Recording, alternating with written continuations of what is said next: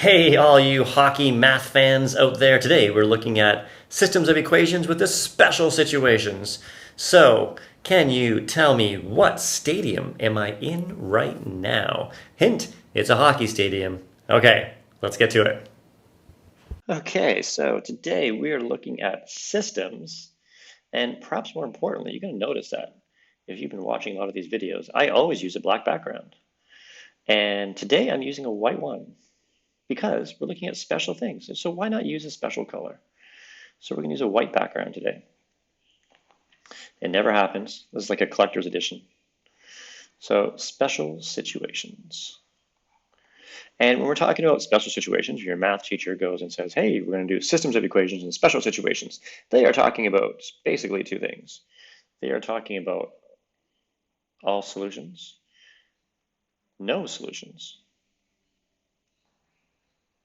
and one solution, which is typical. I'm going to show you a picture of what all three of those look like. Remember, when we're talking about a solution, we're talking about where the lines cross. So here's some graphs. One graph, two graphs, and three graphs. You know, I'm kind of liking the nice, clear, bright white background. I'm going to have to put a little poll out there and see what people think. So here we go. Here's one line.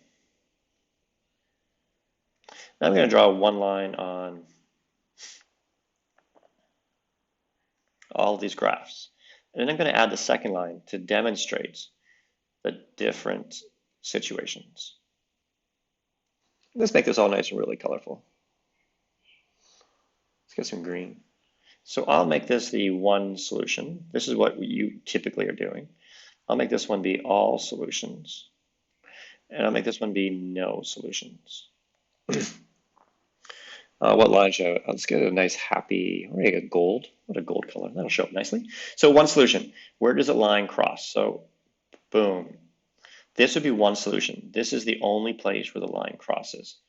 Okay, so that's one solution. That's your kind of your classic question. All solutions is when any number can be put in for x and y. It basically means it's the same equation. That's what it kind of means. It's the same equation. So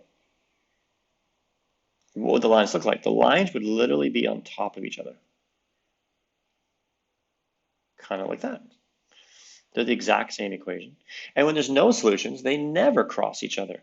So that means they have to be parallel. So they have to be parallel. So these ones have to be parallel. And that means that they have the same slope, but different y-intercepts. So same slope, but different. I'll just write down diff. Yeah, that's right. And I'll say different b's. That's your y-intercept. There you go. Okay, boom, done. But you want to see some examples, right? So let's get to it. Let's do some examples. And I really did like that. Boom. There we go. This is just feeling better just using these. This nice bright color. Let's do, what do you want to see a one? Let's just do a quick one. So let's do one solution. So these are your classic ones, right? So one solutions, they only cross at one point. So again, if you had like x plus y equals 4, and maybe x minus y equals -2. Now I'm going to line a lot of these questions up just to make my life a little bit easier. If you see this, you know the different ways to go and solve. So when you're solving, you have three different options, right? When you're solving, you could graph it. You could use substitution. Or you could use elimination. And typically number 3 is the really exciting one. So I'm going to go do that one. I'm going to ask myself, how could I eliminate either the x's or the y's? Which one do I want to eliminate? And you could do either or. I'm going to go and add because I like adding. And that's going to eliminate my y's. So remember there's a 1 here and there's a 1 here. So this is 1 plus 1, so there's two x's. This is a positive 1 and a minus 1, so that's going to eliminate my y's. And I'm going to add my 4 and my negative 2 and just get 2. I'm going to solve for my x, which means I have to go and divide both sides by 2. And then what do I end up getting? X is going to be equal to 1. That's a nice, easy number. I'm just going to go and take this value, and I'm going to plug it into that one. So this says 1 plus what is 4? Well, I just know that's going to be 3. Cool. So now I know what my solution is. My solution is 1, 3. But what does it really look like? So in order to know what it looks like, you really do need to go and put into y equals mx plus b and graph it. So I'm going to put this into y equals mx plus b here. So this would just go, and I'm just pretty good at looking at this and knowing what it kind of looks like. But remember, you want to put it into this form. And I'm going to put this one, let's use a different color. Let's go and graph this one right now. So I'm going to start with my y-intercept. So 4 is somewhere up here. And my slope is rise over run, so it's negative 1, 1. So it's going to be something like this. And, well, yeah. So there we go. And I'm going to go and do my other one. And this would just become y equals x plus 2. Again, I would start with my y-intercept. And then I would do my slope, which is 1 over 1. So it's going to be something like this.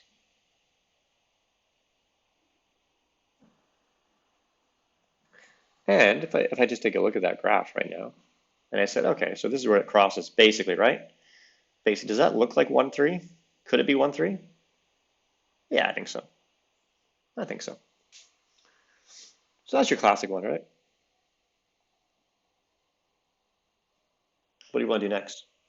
All solutions or no solutions? I like doing no solutions.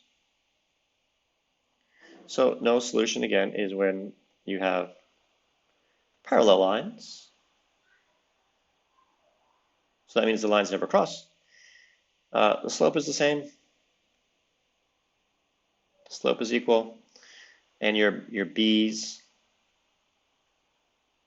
oops, yeah, your b, there you go, is different. A lot of these times, teachers, if you have an easier version, it'll just be obvious right away. But sometimes teachers try and hide stuff a little bit for no solutions. Tricky, tricky, tricky. So here's your equations. So 2x minus y equals negative 3. And then you have another equation that says, I don't know, let's use orange. And let's say it's 2x also minus y? Sure. Equals negative 5. Well, right away when you're looking at this one, you should say, like, that looks kind of weird. Like, if I went to go and just do this one, I'm like, what? Wait a second here. If I go and I wanted to say, I wanted to eliminate something, so I want to eliminate something here. So I'm going to go and subtract. So I subtract this, eliminates this, and I subtract this, and it's going to, what? I'm just going to get 0. Just completely eliminates everything. When I subtract this, does 0 equal 2? What? That doesn't seem right. No. So right away you're like, oh wait, that's one of those cool situations. Yeah, it's a no solution right away. Because this can't happen. 0 cannot equal 2 in our universe. Right? So you know right away. And sure enough, if you're gonna go and graph this one, so let's just grab some nice pretty graph. A pretty graph. It's like a mint ice cream color, isn't it? Mint ice cream. Underrated ice cream. Actually, it's not very good. I'm going to quickly go and change this into y equals 2x plus 3. And I'll change this one into y equals 2x plus 5. So this will demonstrate those two things that I just talked about. So I said over here, right, over here, they have to have the same slope. Do they have the same slope? Yep. And do they have different b's? Yep. So that means they're going to be parallel. So one's going to start here and kind of do this kind of thing. And another one's going to start up here and do this kind of thing. So that's kind of what it looks like. They never cross. So that's no solution. Bing. Yeah. There we go. And that leaves us, of course, with all solutions.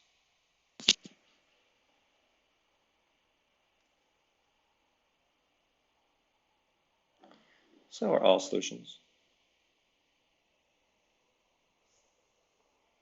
And I'll try and say, well, so for all solutions, actually I won't say everything. Everything is the same. That's what I was going to say. Sure, everything is the same. But basically the key word here is it's the same equation. So I'll give you the classic math teacher. Remember, math teachers, we're tricky. We are tricky people. So this is how I'm going to try and trick you. I'm going to give you this equation, 10x minus 2y. Because a lot of students are just told, like, look, if the equation's the same, you know it's going to be all solutions. Just look for that, right? But the really good teachers, the really good ones, they explain how we try and be tricky. So here's the second equation, 20x minus 4y equals negative 10. Now, if you look at this right now, and if I asked you, are these the same equations? If you just looked at it, the average student, that's not you, would say, no, they are not the same equations. But if you really think about it, are they the same equation? Why, yes, they are.